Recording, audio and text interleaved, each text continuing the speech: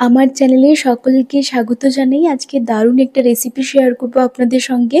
Tomato pasta খেতে ভীষণ সুন্দর হয়, বানানোও ভীষণ সহজ। ভিডিওটি অবশ্যই লাস্ট পর্যন্ত স্কিপ না করে দেখতে থাকুন।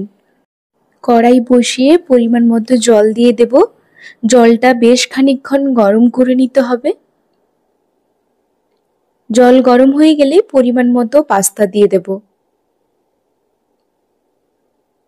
এবার স্বাদ মতো লবণ দিয়ে দিতে হবে। লবণ দিয়ে বেশ খানিকক্ষণ সেদ্ধ করে নেব, প্রায় 10 মিনিট মতো। এবার একটা ছাঁকনির সাহায্যে নামিয়ে নিতে হবে যাতে জলটা ঝরে যায় বেশ ভালো করে। এবার কড়াইতে সামান্য পরিমাণ সর্ষের তেল দিয়ে কয়েকটা কেটে রাখা টমেটো দিয়ে দিলাম, কয়েক কোয়া রসুন ও বেসিন লিভ দিয়ে বেশ খানিকক্ষণ ভাজা ভাজা হয়ে যাওয়ার পর স্বাদমতো লবণ, লঙ্কার গুঁড়ো ও সামান্য পরিমাণ জল দিয়ে টমেটোটা যাতে সেদ্ধ হয়ে যায় ততক্ষণ পর্যন্ত ওয়েট করতে হবে। এবার টমেটোগুলো দিয়ে মিক্সির জারে বেশ স্মুথ একটা পেস্ট বানিয়ে নেব। এইদিকে কড়াইতে পরিমাণ মতো বাটার দিয়ে দিলাম। এবার দিয়ে দেব অরিগ্যানো ও সামান্য পরিমাণ চিলি ফ্লেক্স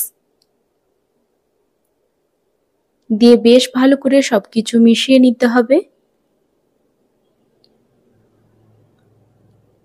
এবার টমেটো পেস্ট দিয়ে বেশ খানিকক্ষণ একটু নেড়েচেড়ে মিশিয়ে নেওয়ার পর এবার সেদ্ধ করে রাখা পাস্তাটা দিয়ে দেব।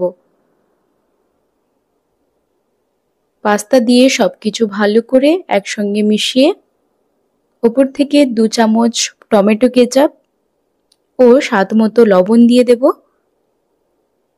সেদ্ধ করে রাখা পাস্তার এক্সট্রা জলটা দিয়ে সবকিছু খুব ভালো করে মিশিয়ে নেব।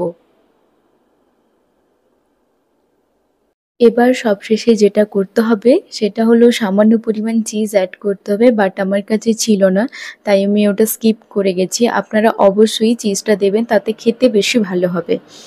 এবার একটা সার্ভিং প্লেটে নামিয়ে সার্ভ করুন এই দারুণ স্বাদের টমেটো পাস্তা। দেখা হবে পরে নতুন কোনো রেসিপি নিয়ে। টাটা।